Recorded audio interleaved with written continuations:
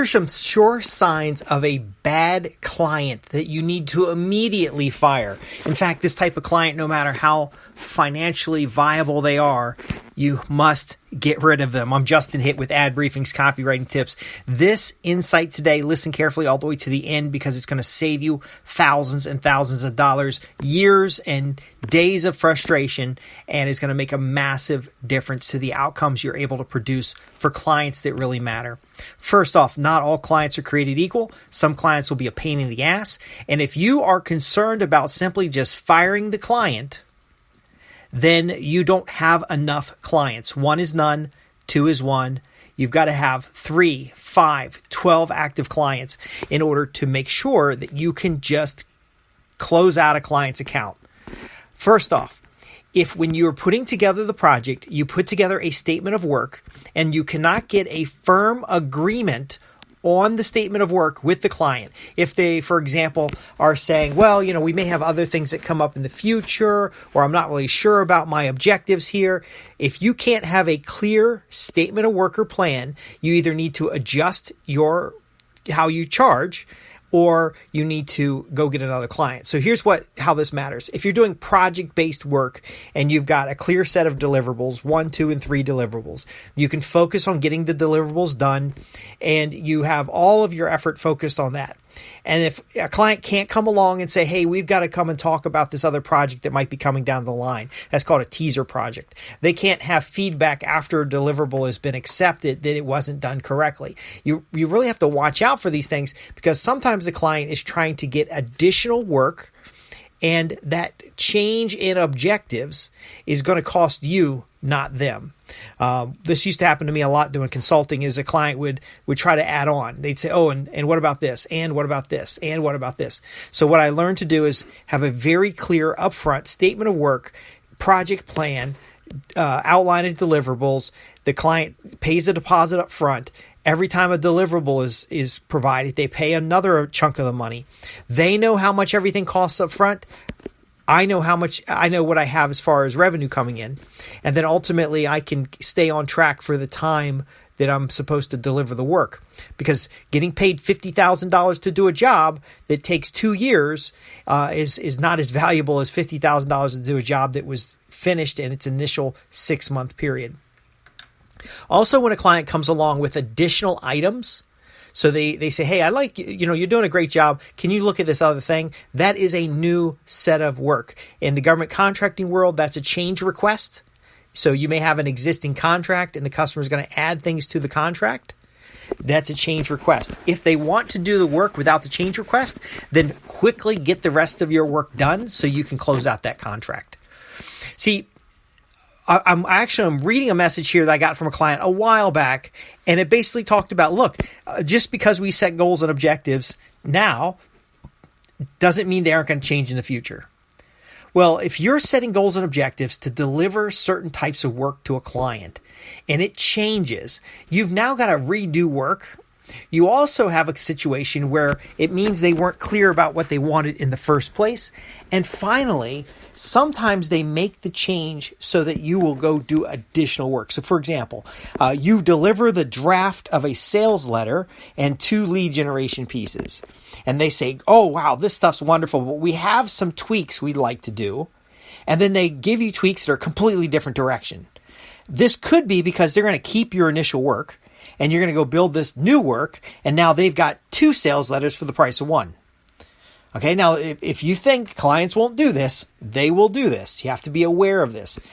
You need to finish out the work on hand. Now, how do you solve that? Well, when you get ready to write the sales letter, you have a very clear process for writing the sales letter where you collect information and resources and everything, and then they pay for the sales letter you wrote with 1 revision, and then they pay for a new sales letter later. So if they say to you, hey, I think we should go this other direction, or they describe something that sounds like another direction, you say, hey, that sounds like we're going in another direction. Let's finish the work we have at hand, because I built this sales letter based on our initial meetings that you signed off on. Maybe you gave them a draft of key points and they approved them.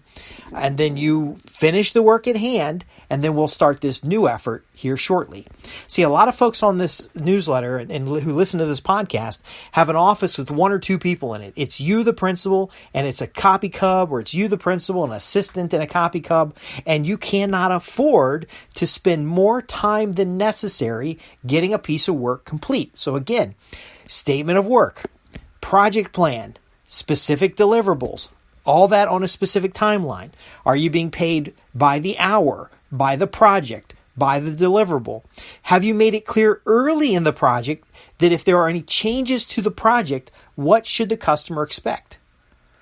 See, they're going to try silly things. They're going to say, hey, well, we talked about goals and objectives, but the industry's changing. Okay, great. Pay me for the work I did so far.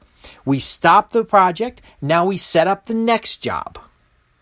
See, you can't run on continuation. Now, in a large corporate environment, you may be securing the work with a primary contract, and then you're going to have add-on statements of work. You close out one statement of work, open the next one. All these change modifications and change and stuff, it's got to cost the customer money or the client money. Otherwise, they're going to keep doing it. And a lot of times, they could be doing it for 3 reasons. One, they could be doing it because they're trying to get extra work out of you. They're trying to get extra research. They're trying to get libraries of headlines. Number 2, they could be doing it because they're not sure what they want to do, because they're just confused. And number 3, because they're scoping out some other activity. Maybe they really love what you're doing and they want to do more work with you, but they're trying to save money. So they have nothing. There's nothing wrong with what you're doing. They're simply trying to squeeze as much out of you in a way that keeps you on board, keeps you locked in. Now, when you start seeing a client go bad, first off, you need to keep marketing every time you get a client. You got to keep marketing to get the next client.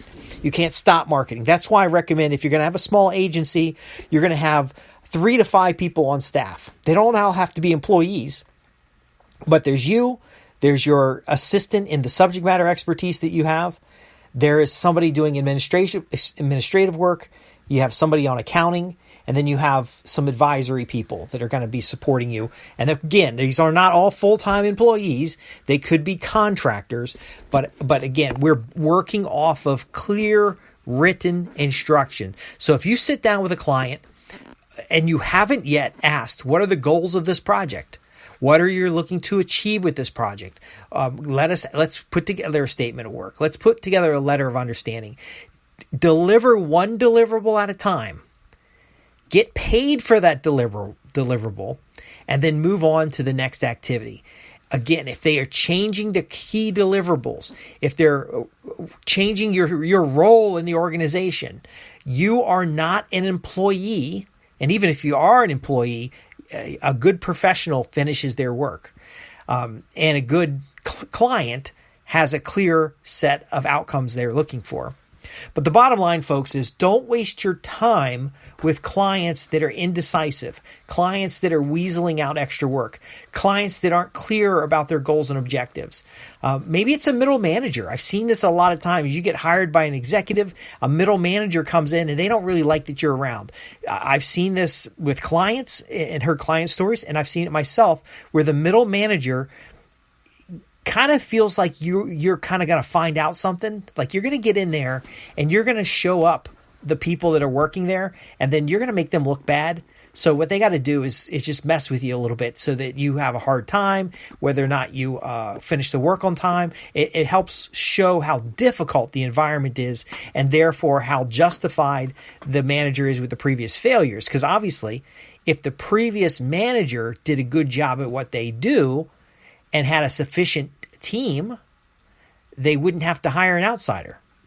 But again, in the marketing world, there's value in hiring outsiders. You sometimes want tests or a fresh perspective. But the bottom line in what I'm describing to you today, and what is most valuable for the long-term success of your organization, is that you give a client 2 chances. If they won't write up these materials up front or let you write them up and agree to them, if they don't have a clear picture of the outcome that they want, then you move on. You go to that next job.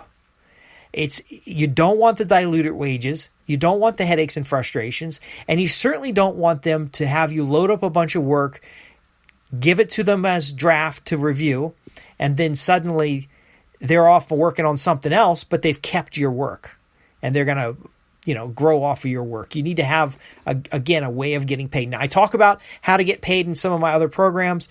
I think what's important here for the takeaway is that you're not buddies with these people. You're not friends with these people. You're there to do specific work. And if you can have that work outlined in either just a one-page letter of understanding, and make it clear what the review cycle is. There aren't 15 reviews on a document. There's one review. You're the expert writer, and they've asked you to do something that you're good at, and you're going to test it against whatever they've done. Ultimately, you can't be revising it 10, 15 times. I'm Justin Hitt with Ad Briefing's Copywriting Tips. If you have any questions about this or how to run an agency or how to build a small agency, how to go from copywriter to marketing agency or advisor, visit www.adbriefings.co.uk. Go to the contact page and ask your questions. I'd love to hear from you. I'm here to help copywriters, marketers, and business development professionals create a 7-figure agency business, to compete with the big guys, to get into the niche environments and be extremely profitable delivering words that sell. Thanks for listening.